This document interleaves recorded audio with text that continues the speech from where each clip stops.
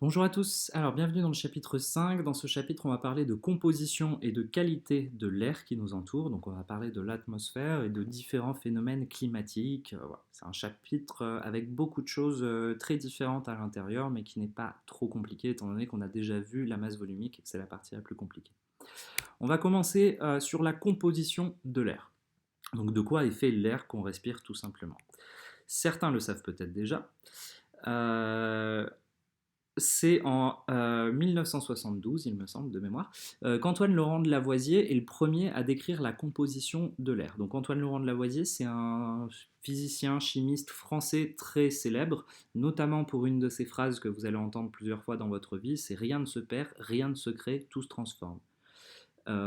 C'est pas exactement le sujet d'aujourd'hui, mais cette personne est très associée à cette phrase-là.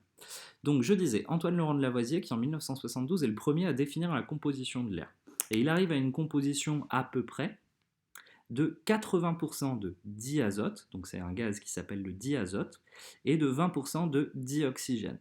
Dans le langage courant, on appelle ça tout simplement l'azote et l'oxygène, mais le nom chimique, le nom scientifique, c'est le diazote et le dioxygène. Donc dans l'air qu'on respire, à peu près 80% de diazote qui nous sert globalement à nous, êtres humains, à rien. Donc on le respire et on le recrache. Par contre, nous, ce dont on a besoin, c'est les 20% de dioxygène. Il faut éviter, donc si cette proportion de dioxygène diminue, ça va être dangereux pour nous, l'être humain, parce que notre corps ne sera pas assez performant pour pouvoir assimiler assez d'oxygène et faire fonctionner les muscles, le cerveau, etc. Vous savez que l'oxygène, c'est un besoin nécessaire pour l'être humain, pas que pour tous les animaux aussi. C'est pour ça qu'en montagne, quand on va très en altitude, c'est plus dur de faire des efforts parce que le niveau d'oxygène est un peu plus faible, il est à moins de 20%. Et donc du coup, on a moins d'oxygène à chaque respiration, donc c'est plus difficile de faire des efforts parce qu'on est moins alimenté en carburant, si on peut dire. Et au contraire, en ce moment, on en parle beaucoup de la réanimation avec l'épidémie qu'on est en train de vivre. On met des gens sous respirateur. Quand on met des gens sous respirateur, souvent ce qu'on fait, c'est qu'on augmente justement le niveau d'oxygène. Parce que comme leur corps fonctionne un petit peu mal à ce moment-là, ils ont du mal à s'alimenter en oxygène, il n'y en a pas assez pour eux dans l'air. Donc du coup, on va monter la proportion de dioxygène, histoire que le corps ait assez pour pouvoir fonctionner à peu près normalement.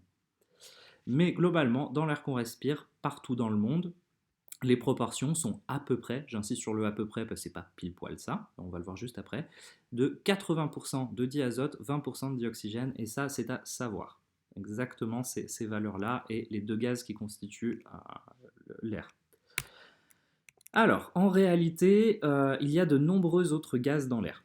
Donc on peut citer par exemple le méthane, produit par les êtres humains, hein, c'est ce qu'on appelle communément les P, les vaches aussi, il y a beaucoup d'animaux qui produisent du méthane. Donc à chaque fois, je vous ai mis la formule chimique à côté, mais c'est pas à savoir, hein. Donc méthane, CH4, dioxyde de carbone que l'on recrache nous-mêmes et beaucoup de nos activités, notamment quand on fait fonctionner nos véhicules, mais pas que, on en parlera plus tard dans le chapitre, rejettent du dioxyde de carbone. On a aussi de l'argon, de l'eau, forcément, il y a toujours de l'eau sous forme de vapeur, donc sous forme de gaz dans l'air, etc., etc. Il y a beaucoup, beaucoup, beaucoup de gaz, mais tous ces gaz représentent moins de 1% de l'air.